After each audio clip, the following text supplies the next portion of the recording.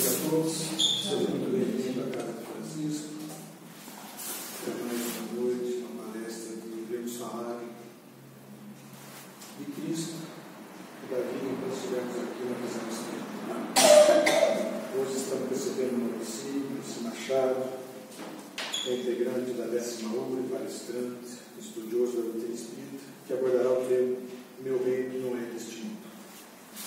Sejamos nós agraciados, que possamos sair daqui melhores do que chegamos. Essa é a nossa intenção. A partir da semana que vem, nosso grupo de estudos começa a funcionar normalmente, praticamente em todos os dias. Sempre convidados, independente se começou, já está no meio, terminando, sempre vai ser aproveitável. Né? Vou fazer uma leitura de abertura, em seguida a oração e passo a palavra ao meu Senhor. Peguei do livro Caminho, Verdade e Vida, psicografia de Francisco Cândido Xavier pelo Espírito Emmanuel, reencarnação. Portanto, se a tua mão ou teu pé te escandalizar, corta-o e atira-o para longe de ti. Melhor te entrar na vida coxo ou aleijado do que tendo 2 mãos ou 2 pés seres lançados no fogo do inferno. Isso quem disse foi Jesus, está escrito em Mateus capítulo 18, versículo 8. Unicamente a reencarnação esclarece as questões do ser, do sofrimento e do destino. Em muitas ocasiões falou Jesus de seus belos e sábios princípios. Esta passagem de Mateus é sumamente expressiva. É indispensável considerar que o Mestre se dirigia a uma sociedade estagnada, quase morta, na época que vivia, enquanto encarnado na Terra. No concerto das missões divinas que recebe o cristão, a rigor apenas conhece de fato um gênero de morte, a que sobrevém a consciência culpada pelo desvio da lei. E os contemporâneos do Cristo, na maioria, eram criaturas sem atividade espiritual edificante, de alma endurecida e coração paralítico. A expressão melhor que é entrar na vida representa a solução fundamental. Acaso não eram os ouvintes pessoas humanas? Referia-se, porém, ao Senhor a existência contínua, a vida de sempre, dentro da qual todo espírito despertará para a sua gloriosa destinação de eternidade. Na elevada simbologia de suas palavras, apresenta-nos Jesus como motivo determinante dos renascimentos dolorosos, em que observamos aleijados, cegos, paralíticos de berço, que pedem semelhantes provas como períodos de refazimento e regeneração indispensáveis à felicidade porventura. Quanto à imagem do fogo eterno, incerta nas letras evangélicas, é recurso muito adequado à lição, porque enquanto não se dispuser a criatura a viver com o Cristo, será impelida a fazê-lo através de 1000 meios diferentes.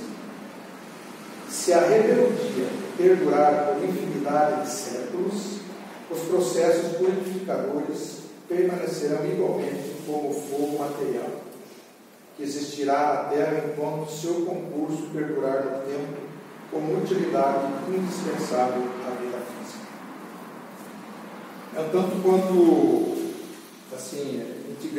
intrigante quando fala de cortar a mão, cortar os pés. Mas como Jesus falava muito por palavra na época, para o entendimento de uma língua figurada, por que nós entendemos hoje, através de sucessiva reencarnação, a busca do Espírito é sempre a evolução. Mas se nós não andarmos no caminho do Cristo que aqui nos deixou e não praticarmos as leis morais enquanto aqui estivermos, nós não conseguiremos essa evolução tão esperada que nós queremos. E quando nós desencarnamos, e fizemos a passagem e nos despertamos no verdadeiro mundo que é o mundo espiritual, muitas vezes pelas atrocidades, pelo que nós cometemos aqui enquanto estivermos, nós é que pedimos para reencarnar desta maneira, para podermos reparar. Né?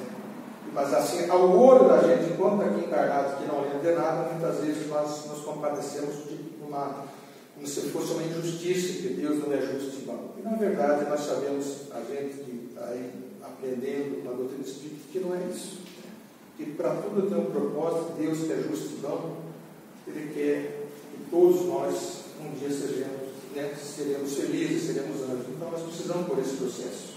Isso não é nada de graça.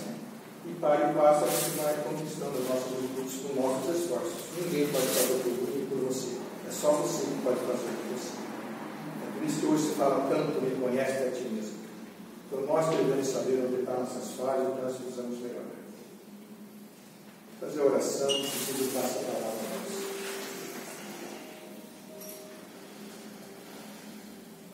Pai de infinita bondade, Criador de tudo, Mestre Jesus, benfeitores espirituais que estão sempre conosco, que possamos nós entender e fazermos esforços e não desanimarmos, que sempre estamos tropeçando, achando que não estamos conseguindo, encarnações e reencarnações, mas é assim o processo, lentamente, para e passo, adquirimos virtudes, degrau por degrau, com certeza. Só que entrarmos aqui, despertarmos para a doutrina bendita de 12 Espíritos, dessa doutrina de amor,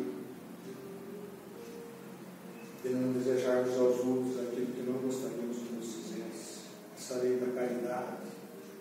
E realmente nós estamos aqui imperfeitos, estamos ainda no segundo passo.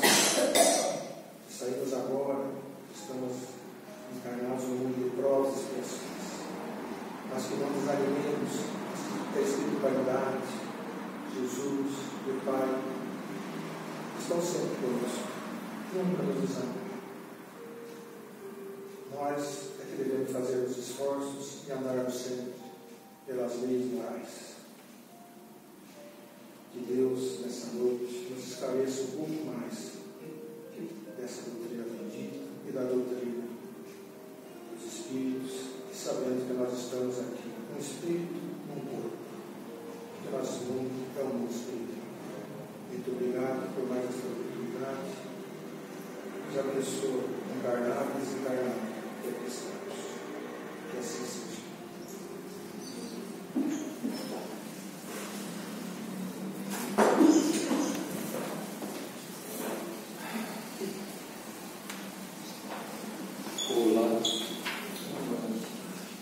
Agradecer ao Departamento Doutrinário da Casa pelo convite, dizer que é uma satisfação tornar esta casa e tratar de um tema que nós já vamos entrar nele, porque é um tema de uma página e meia do Evangelho, mas rico em informações. Então, depois de determinado período de estudo na doutrina espírita, a gente vai pensando a fala dos companheiros, né? Então, o amigo estava fazendo a preleção dele ali, e ele falou de visão espírita, ele falou de entendimento, né? E essas são palavras-chave para a compreensão da doutrina espírita, né? Nós estamos trazendo aqui o Evangelho segundo o Espiritismo.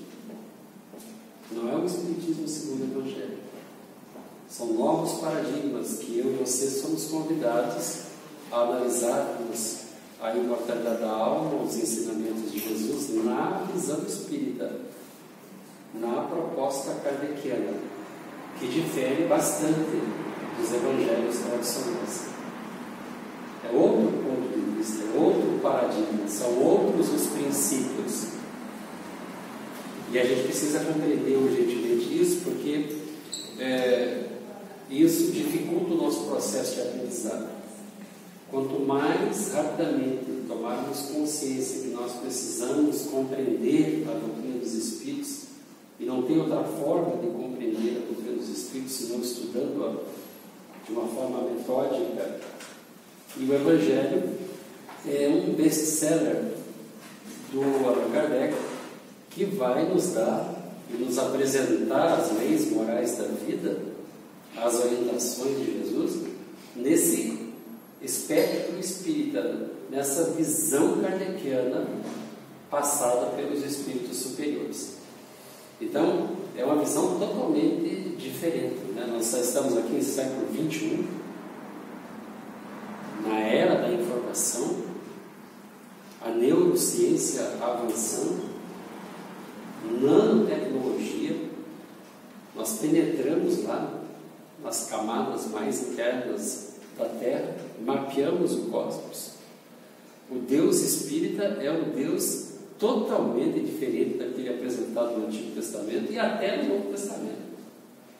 Os princípios espíritas apresentados por Jesus nos dão uma dimensão muito ampliada a respeito da nossa imortalidade, a respeito da vida futura, e nos mostrando exatamente aquilo que ele destacou, o começo da nossa caminhada, onde é que nós estamos, num planeta de provas e expiações, no começo da nossa evolução espiritual, muito distantes da perfeição, classificados ainda como espíritos imperfeitos, com uma capacidade limitada de compreensão, porque a nossa inteligência ainda é limitada, nós não temos nem os sentidos necessários para avançarmos na compreensão do que é a divindade. Percebe, meus irmãos? Nós não temos o sentido que nos habilita a darmos voos mais altos, e o que nós vivemos é muito ligado à matéria, porque nós somos seres essencialmente materiais, apaixonados, cheios de vícios, cheios de desejos, orientados pelos benfeitores espirituais agora. Então nós estamos tentando subjugar a matéria, né? Mas ainda somos classificados, né? Temos muitos de instintos nas nossas ações. Então a doutrina espírita, ela vem levantar o véu, e não é só com palestra que a gente consegue fazer e ter essa percepção da doutrina espírita. Mas vamos lá, o que Jesus está falando ali é no capítulo 2 do Evangelho segundo o Espiritismo. Primeiro ele vem dizer que não vem destruir a lei, e sim dar cumprimento. Então tudo que o Jesus fala, a gente deveria prestar muita atenção, porque na visão dos Espíritos nós não compreendemos quase nada ainda da proposta de Jesus para as nossas vidas. Tanto é que tudo que ele falou foi numa linguagem parabólica mesmo, para que a gente pudesse entender.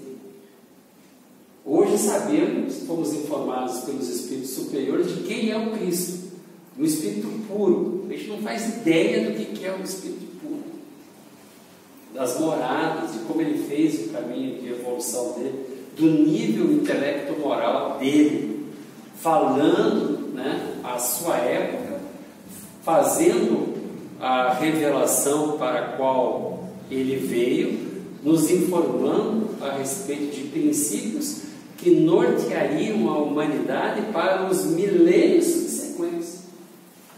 E a mensagem de Jesus, atualíssima.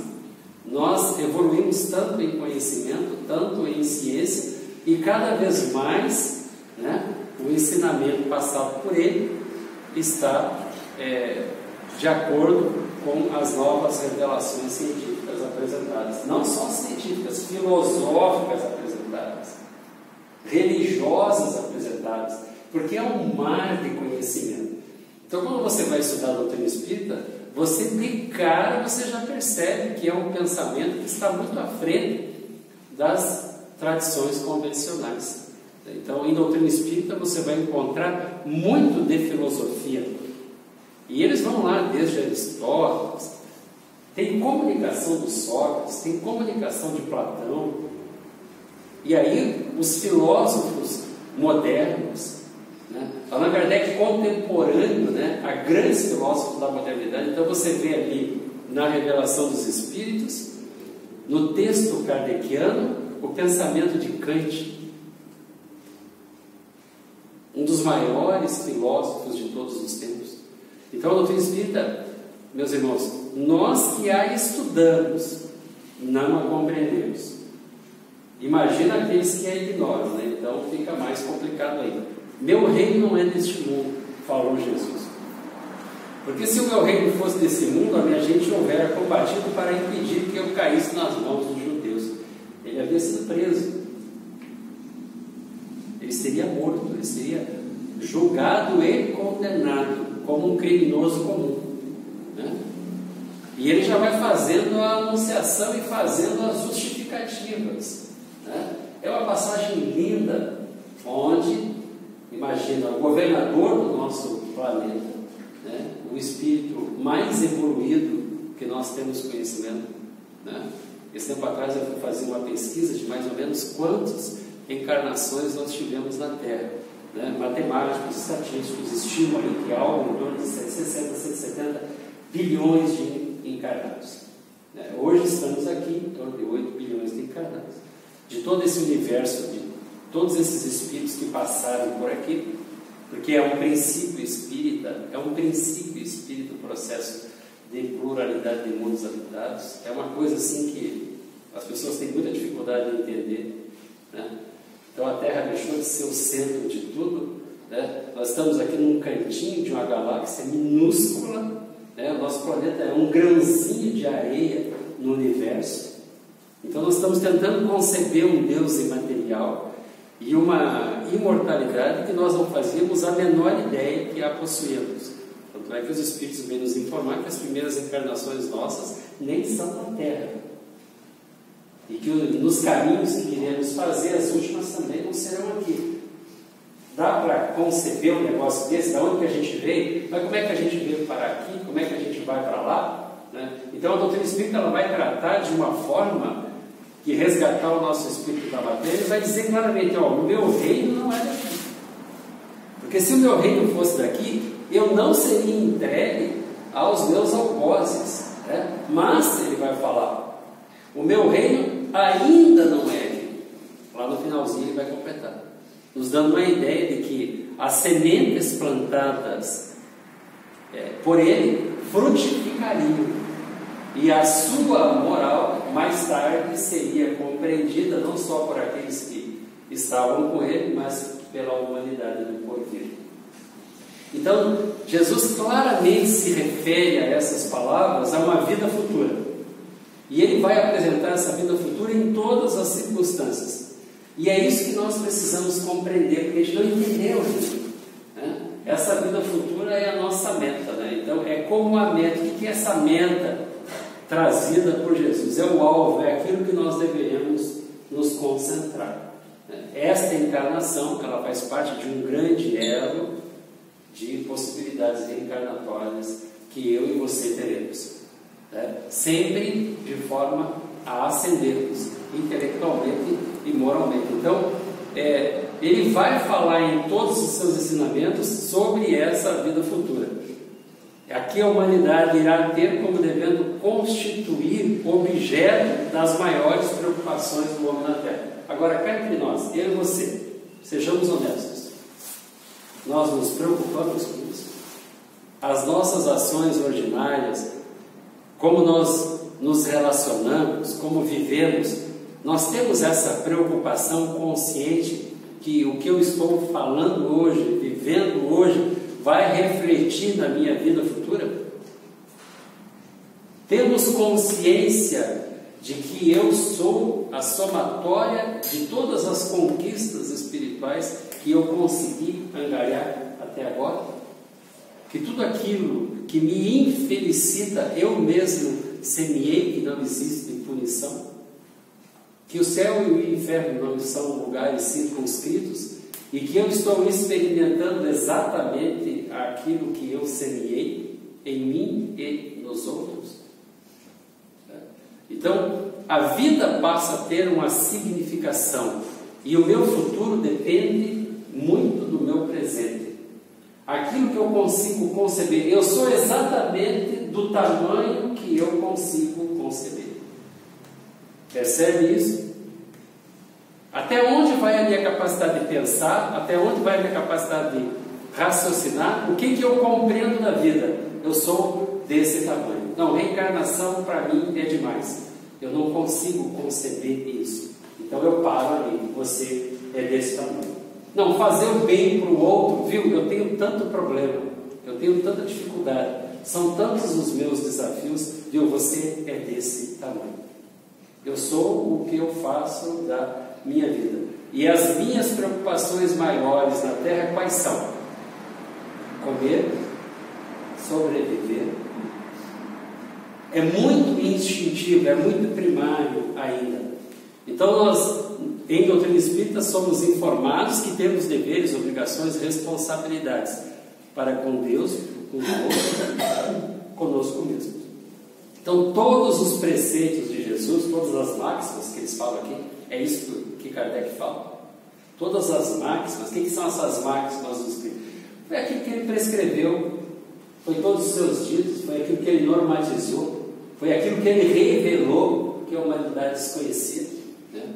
E a gente tem uma visão, né, caricata de Jesus, porque na verdade Jesus nasceu judeu, viveu judeu e morreu como judeu.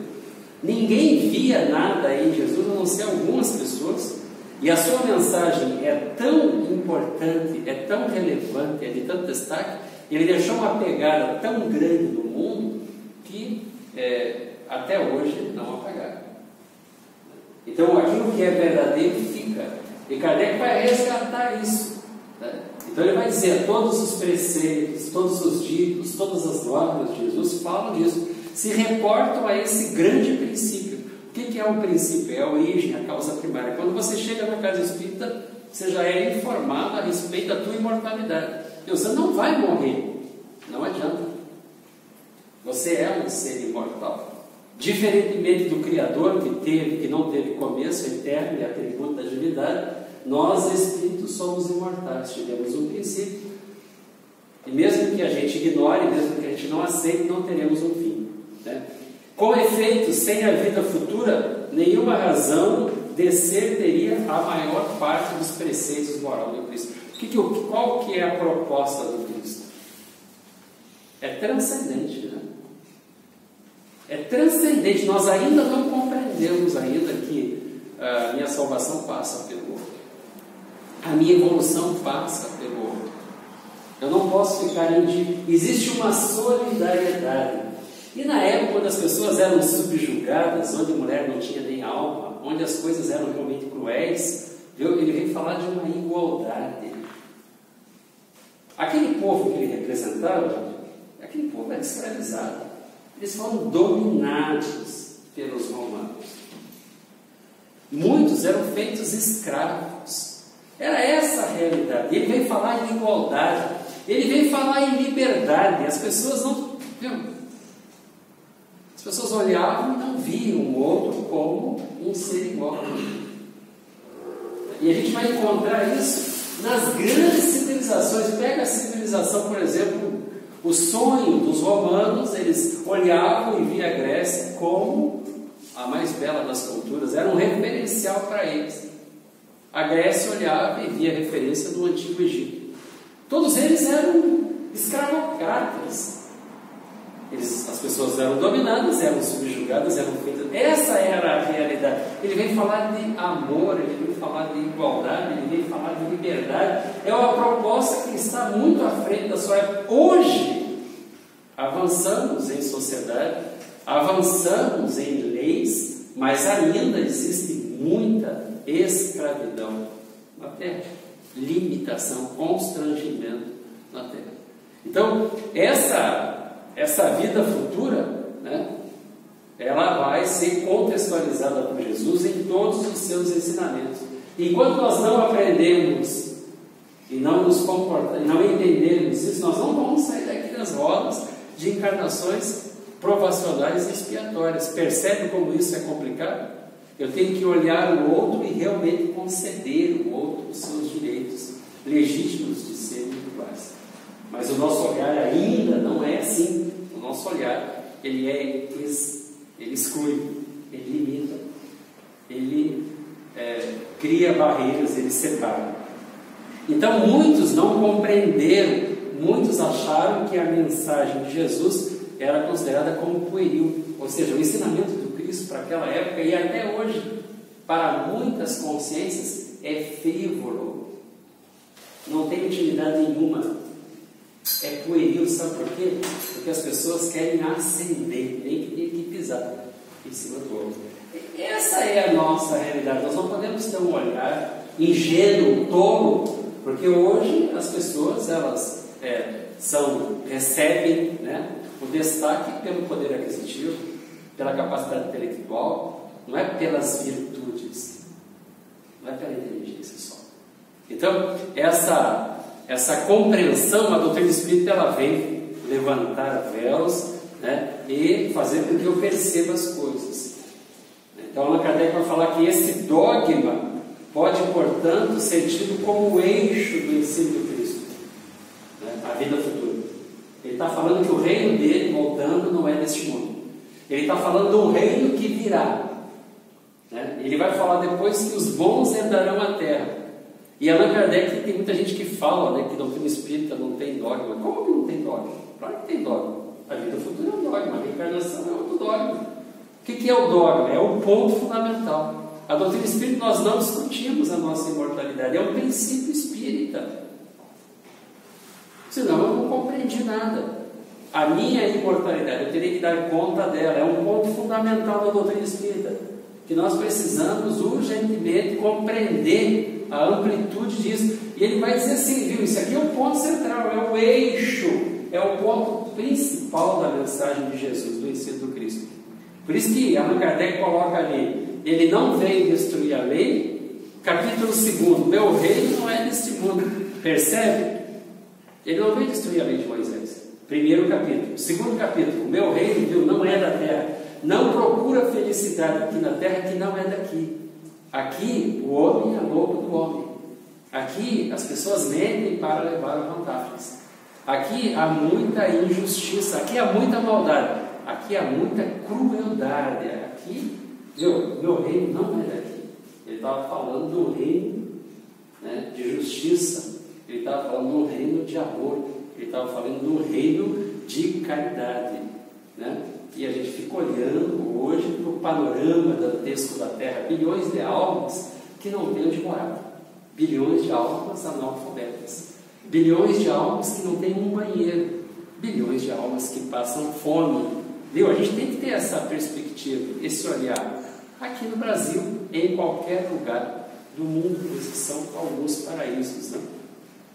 Então, ele vai dizer, é que esse ponto de vista tem que ser o ponto de mira de todos os homens. Só ele, a vida futura, vai justificar as anomalias da vida terrena e se mostra de acordo com a justiça de Deus. Sabe o que é uma anomalia aqui? Meus irmãos, eu faço 8 palestras, 9 palestras, 10 palestras espíritas por mês.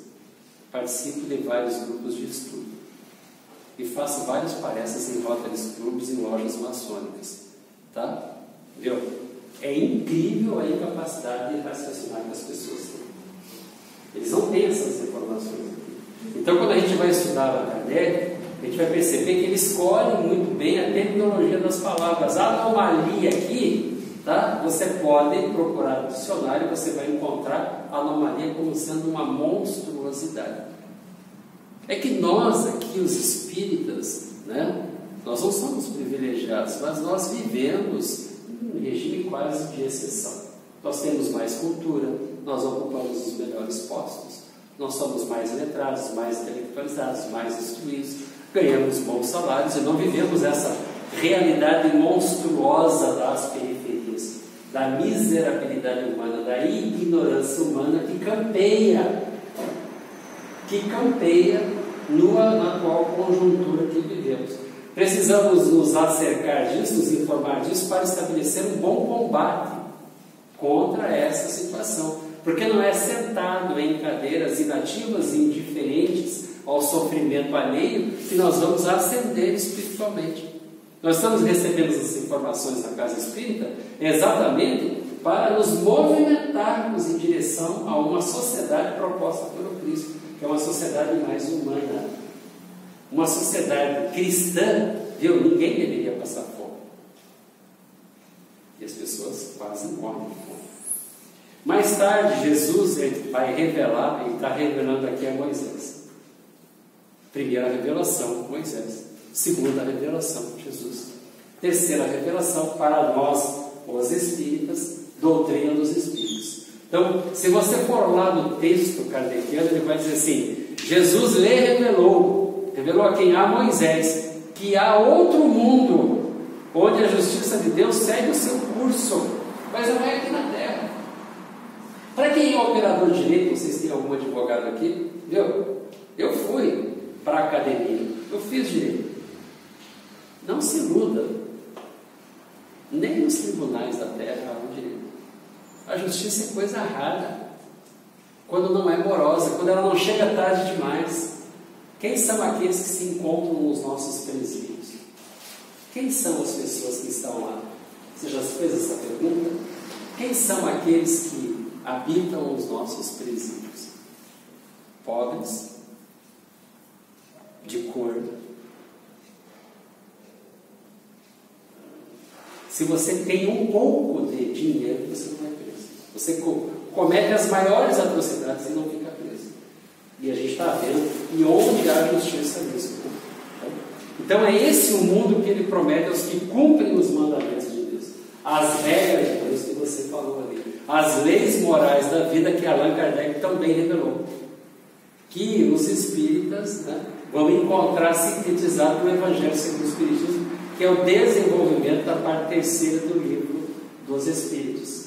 Correto? E aí, Allan Kardec vai nos falar das leis morais da vida que regula a tua vida como espírito e a minha vida. E é por entrarmos em choque com essa lei, ou por ignorá-la, ou por infringi-la, é que nós sofremos e fazemos os outros sofrer. Então, é leitura obrigatória a parte terceira do livro dos Espíritos. Né? Então, da origem das coisas, da parte científica da doutrina, a doutrina espírita é rica, é bela, né? Mas é indispensável, é por isso que nós estamos aqui, para desenvolvermos não só inteligência, mas particularmente desenvolvermos moralidade. Então ele vai falar desses preceitos, dessas regras de proceder. É onde os bons acharão a sua recompensa. Meus irmãos, ele vai falar assim: os bons herdarão a terra.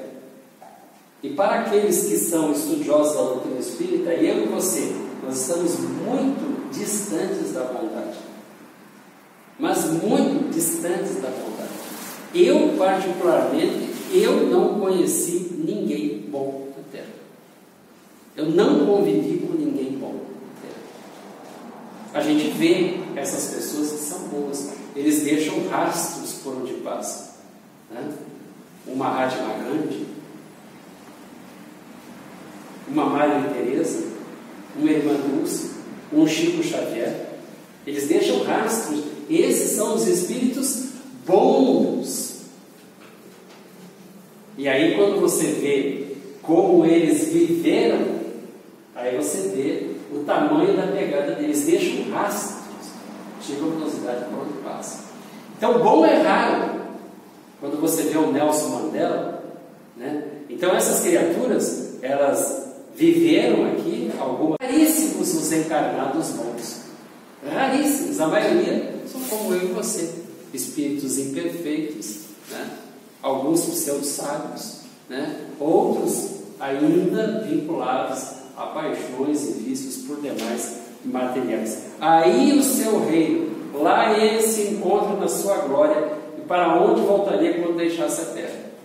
E aí os benfeitores vão nos falar que o mundo onde Jesus fez os caminhos de ascensão, porque ele é criatura que nem eu e você, é um irmão mais velho, ele também teve que fazer a sua evolução. Esses mundos pelos quais ele fez a evolução dele nem são mais materiais. E aí nós recebemos as informações de que ele é o governador do nosso planeta. Ele participou do processo de criação.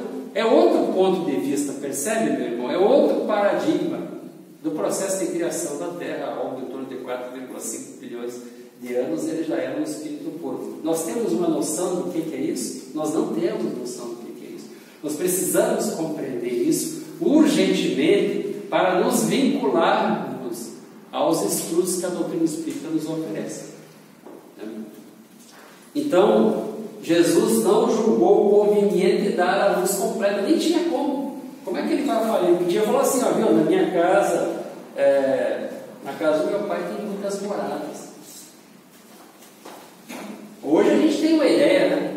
O robô vai lá, fotografa e vem as imagens desses mundos, né, maravilhosos, esses planetas onde deve reinar a felicidade. Né? São muros de galáxias. Então a gente não tem uma ideia do que é isso. Que um ser supremo, uma inteligência suprema criou esses mundos de todos os tempos. Então a doutrina espírita, ela é pura em filosofia. E nós, os espíritas, estamos aqui, vivendo nesse mar de conhecimento apresentado pelos espíritas, simplificando a proposta de Jesus, apequenando a proposta de Jesus e ainda extremamente materializados, apaixonados, porque a gente fica com raiva, a gente fica magoado, a gente fica melindrado, bem característico de espírito imperfeito. Nós perdemos um tempão com isso. Alguns de nós temos uma dificuldade enorme de estabelecermos disciplina, e desenvolvermos vontade. E os espíritos falam assim: viu, não é difícil, mas o que está faltando é vontade. A gente tem tempo para tudo, menos para estudar a doutrina espírita. Ele tem tempo para tudo, menos para praticar a caridade, menos para nos libertar desses vícios que nos têm. Então, a gente quer fazer uma recomendação proposta pelo Cristo à nossa morte. Então a gente vai até ali e para, Viu? Daqui a pouco mais a encarnação acaba. Voltamos de novo de mãos vazias, sem patrimônio intelectual, sem exemplo moral nenhum. Todo cristão, pois, necessariamente crê na vida futura, mas a ideia que muitos fazem é ainda vaga. O próprio Kardec está falando aqui, essa ideia é o pensamento que temos da vida futura. Sabe o que é vaga, meu irmão? É errada. A ideia que nós temos da vida futura é errada. Estudando doutrina espírita, eu questiono muito as informações trazidas do nosso lado. Eu questiono. E respeito quem acha que lá está tudo certo. Eu não. Pela proposta espírita, não. A ideia ali mesmo está errada. A proposta kardeciana é outra para o espírito imortal. Que ideia temos? Do que é composto o nosso perispírito? É um organismo? Precisamos do que depois que desencarnamos? A gente vê falar em comida, bebida, vestimento, viu? Será? A proposta kardeciana é essa? Então a gente fica engolindo um monte de coisa, e a proposta espírita trazida por Kardec fica marginalizada. Então ele vai dizer aqui, viu? É ainda vaga a ideia de vida futura que nós temos. Ele vai dizer assim, é incompleta. O que é? Mutilada. A ideia é truncada. Nós ignoramos quase tudo. Porque se tivéssemos uma ideia mais bem formada, mais aclarada, mais bem compreendida, nós, eu e você, viveríamos totalmente diferente. Teríamos outros hábitos, outra forma de se relacionar, outra forma de perceber as coisas. E por isso mesmo ele vai dizer falsa. Falsa. O que é falsa? Mentirosa, enganosa em diversos pontos. Allan Kardec está falando isso, porque essa é a nossa percepção. Aquela época, a crença em um céu e um inferno era muito forte. E ainda hoje o é. E é uma ideia correta. É um dogma que conduz milhões de almas. Por isso que ele vai dizer que a ideia clara, a ideia precisa que se faça da vida futura, proporciona fé inabalável no porvir. Fé inabalável no porvir. Diante dos desafios que nós temos de ascendermos, temos fé inabalável no porvir. Quantos espíritas depressivos? Quantos espíritas que, quando passam pelos seus processos provacionais, que você destacou muito bem, a gente pede a prova, a gente pede a prova, a gente pede para encarnar. No senso comum, não, eu não pedi para nascer, pediu, não só pediu, você implorou. É teoria espírita, orientação espírita, viu? Deus não te puniu, você pediu a prova, você pediu a expiação, você pediu a amputação do membro, do pé, da mão, você pediu para vir sem visão, você pediu, não é punição. Quando você desencarna, você tem outra visão da vida. E a vida nada mais é aqui na Terra do que um segundo, uma fração, diante da imensidade do tempo. Então, quando desencarnamos, muitos de nós temos essa noção. Mas o que é uma vida na Terra? Um segundo.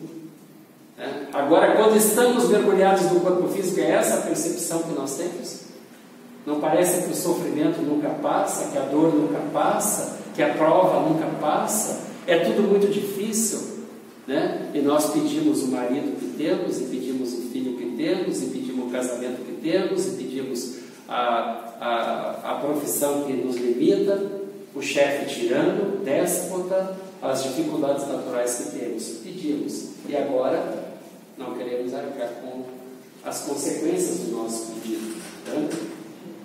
Então ele vai falar da morte, nada mais restará de aterrador. Deixa de ser a porta que se abre para o nada e torna-se a porta para a libertação. Alguém que já teve parente muito próximo, muito querido, falecido, de repente ele está ali, ele te abraça, você sente o calor dele, você é influenciado pelas suas ideias, o carro dele está na garagem, a roupa dele está lá, e de repente ele se foi. De uma hora para outra ele se foi. Você olha o corpo inerte e você fica perguntando, mas para onde foi o meu pai? Para onde foi a minha mãe? Para onde foi o meu filho? Para onde foi as criaturas que amamos? Que loucura que é essa? O que é ilusão? E o que é real? Se nós perguntássemos para um homem que viveu no Egito há 5.000 anos atrás, 5.000 anos atrás, e perguntavam para ele, o que é real? Real é o meu espírito. E o que é ilusão? Ilusão é o meu corpo. Há 5.000 anos atrás. O que aconteceu que nós perdemos isso? Que o real é aquilo que fere os nossos sentidos. Que o espírito é ilusório. Para aí, o que nós perdemos? Jesus então vem resgatar tudo isso e demonstrar a ilusão que nós vivemos. Que o reino dele não é o reino da matéria. Que o reino dele não é um reino de imperfeição. Então nós estamos e precisamos urgentemente, rever os nossos conceitos. Então ele vai falar que Allan Kardec é o que sucede ao que encara a vida terrestre como um ponto de vista da vida futura. Olha que lindo que ele vai falar aqui. A humanidade, tanto quanto as estrelas do firmamento, perde-se na imensidade. Grandes e pequenos estão confundidos como formigas no montículo de terra. E nós nos matamos, nos comprometemos para termos o nosso pedacinho de terra. Olha quantas atrocidades para pegarmos um pouquinho de terra, que teremos que deixar tudo. Teremos que abandonar tudo, porque nada de material nos acompanha. E relegamos as nossas obrigações, esquecemos dos nossos compromissos, Por isso que ele vai falar aqui, proletários e potentários são da mesma estatura. Quem olha de cima vê, o rico, o pobre, tudo da mesma estatura. Quais formigas, A gente fica ali, naquele montículo, disputando um pedaço de terra para sermos felizes. Serei feliz ser. E esquecemos do principal. Existe um mar de oportunidades de conhecimento que são demonstrados. Por isso que ele vai deixar bem claro a Allan Kardec. E isso o espírita precisa resgatar. Daí se segue que a importância dada aos bens terrenos está sempre em razão inversa da fé na vida futura. O quanto damos de importância para as coisas materiais vai representar exatamente a inferioridade que temos ainda, que precisamos desenvolver. Não é que a gente não precisa desvalorizar tudo não, tá, gente? Porque o que ele condena aqui é o abuso das coisas, não é ter coisas. Nada contra a riqueza, tá? Eu, aliás, sou muito grato pelos bens que eu possuo. Moro no melhor condomínio de Cascavel, desfruto de todos os benefícios de uma vida, tá? Mas sei que a qualquer momento eu posso perder. Sei que tudo pode me ser tirado. Então eu não encaro isso como uma coisa principal. E eu vejo toda hora pessoas perdendo todo o seu patrimônio. Toda hora isso acontece. Agora, isso não significa desprezar as coisas materiais, não trabalhar por elas, não abusar delas, não se apegar a elas, dar a elas o significado real que elas têm.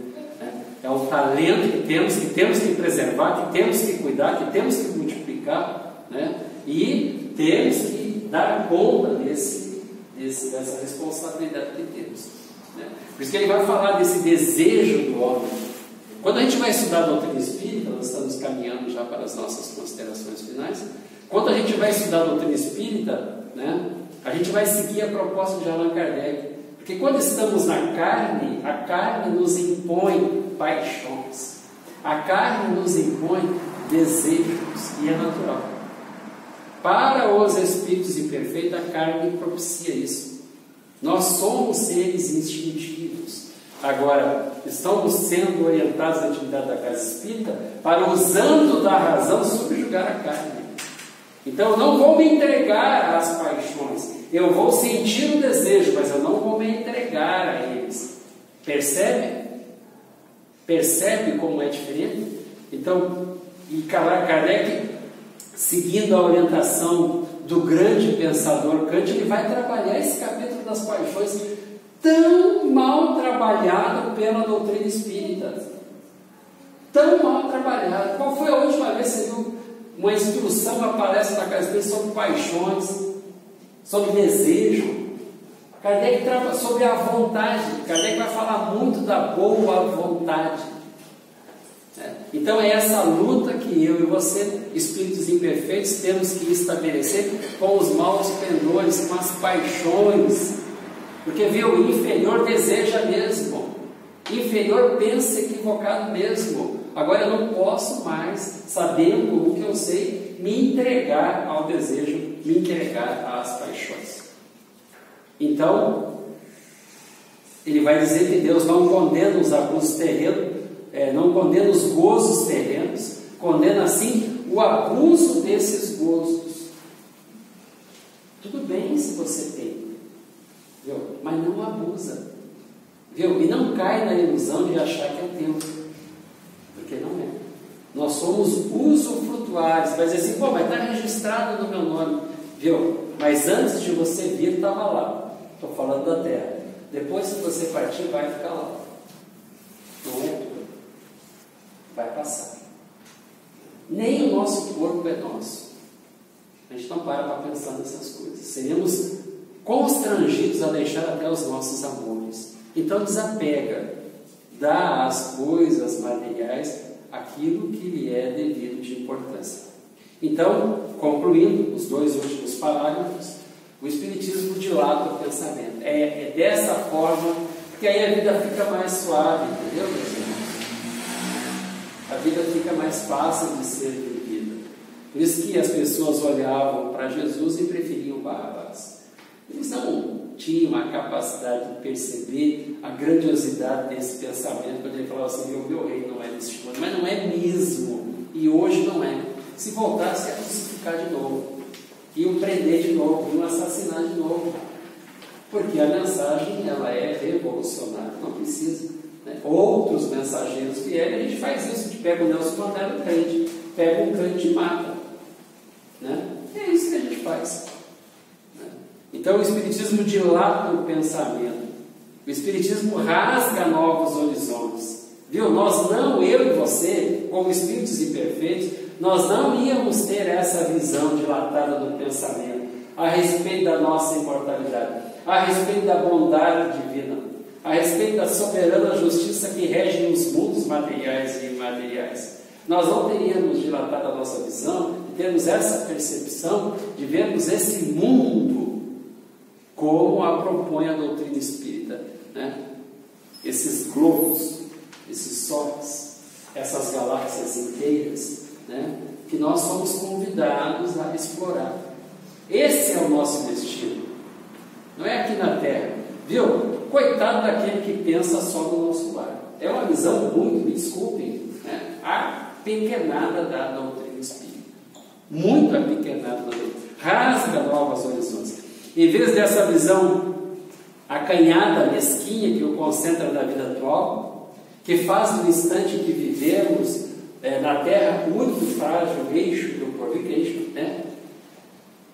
A gente até oprime as pessoas, né? O meu marido, a minha esposa, o meu filho, é tudo pronome possessivo, né? É difícil, né, a gente viver dessa forma. Os ciumentos, coitados, né? Como só. Então, o Espiritismo mostra que essa vida não passa de um elo harmonioso, magnífico, no conjunto da obra do Criador. Né? Viu? Você acha que é o primeiro planeta de prova e expiação que esses espíritos superiores têm que dar conta? Não é o primeiro. Viu? Você acha que está tudo errado? Viu? Não está tudo errado. Não foi Deus que criou a maldade, não foi Deus que criou a crueldade. Somos nós, as criaturas humanas, né, imperfeitos, que praticamos o mal. E por último ele fala assim, olha que lindo, está lá tudo no Evangelho, tá? Porque assim, isso aqui é uma página e meia, e logicamente que eu tive que pular alguma coisa aqui, porque senão extrapolar o meu tempo. Nós somos candidatos, né, a espíritos disciplinados, então eu tenho tempo, eu tenho que encerrar. Né? Mas ele vai falar assim, e eu quero encerrar com esse parágrafo que é muito bonito. O Espiritismo mostra a solidariedade que conjuga todas as existências. É bonito, não? A solidariedade entre uma encarnação e dessa e a próxima e todas as próximas encarnações que tivermos.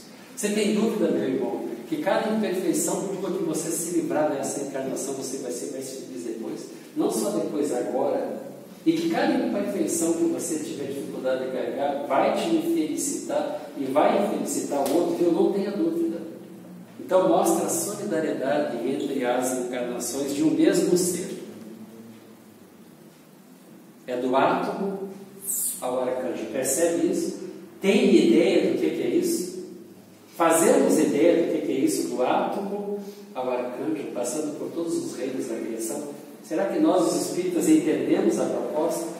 Que fazemos a evolução pelo mundo material do átomo, passamos pelo mineral, pelo vegetal, pelo animal, chegamos no nominal, nosso destino é o angelical. Fazemos essa ideia, temos uma noção exata do que é isso? As existências de um mesmo ser. Quando Kardec vai trabalhar princípio vital, quando Kardec vai trabalhar espírito com M minúsculo, a gente tem noção do que é isso? A gente tem noção que os minerais cumprem com a sua obrigação? Temos noção que o vegetal ele nasceu para fazer a fotossíntese? A gente tem noção que o animal ele veio exatamente para desenvolver instintos e para desenvolver a sobrevivência? E que nós, os homens, somos destinados a fazermos o bem? A pedra cumpre com o vegetal, cumpre com a obrigação dela. O vegetal cumpre com a obrigação dela. O animal cumpre com a obrigação dele. E nós homens estamos fazendo o que aqui na Terra? É uma pergunta que nós temos que responder. A proposta de Jesus é, viu, faça o bem, porque é lei da vida. Então ele vai mostrar o elo dessas existências. E além disso, todos os seres de um mesmo mundo, está mostrando a solidariedade entre uma existência e outra, de um mesmo ser, de todos os seres de um mesmo mundo e os seres de todos os mundos. Olha a grandiosidade do pensamento, né? Então fomos nós que separamos católicos, evangélicos, espíritas, viu? Não é coisa da divindade. Para Deus somos todos irmãos. Não tem raça, não tem região, não tem credo, não tem diferença nenhuma. Então, meus irmãos, é essa visão, é essa proposta espírita, né, que Kardec tão bem traduziu, que nos mostra a nossa destinação e a proposta de Jesus para as nossas vidas. Né? O reino dele é um reino de solidariedade. O reino dele é um reino de fraternidade. Se o reino dele fosse daqui, ele não teria sido entregue aos judeus. Nós iríamos defendê-lo. Então, que nós tenhamos a compreensão, né, a visão de que depende só de nós enviarmos esforços para seguirmos esse caminho, né, seguirmos essa proposta. Que alguns espíritos falam assim de uma árdua ascensão. É assim, é difícil, não é fácil não, né? Mas que Jesus nos abençoe. Mais uma vez a nossa gratidão pela paciência, pela tolerância dos irmãos. Que Jesus nos abençoe, que Ele nos proteja. Vamos à nossa oração.